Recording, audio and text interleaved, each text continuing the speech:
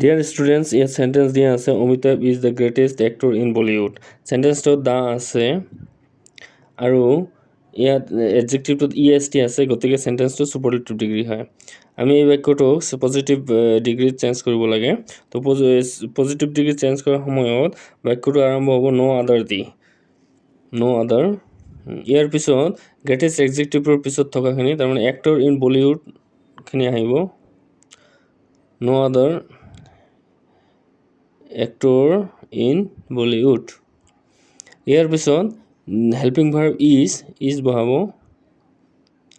Is বহাই এতিয়া এডজেক্টিভটো যে আছে গ্ৰেটটো আমাৰ গ্ৰেট এজ বহাব, মানে গ্ৰেট এজ এডজেক্টিভ এজ বহাব। ইয়াৰ পিছত প্ৰথমত যিটো ছাবজেক্ট আছে অমিতাভ আহি বহিব। Thank U.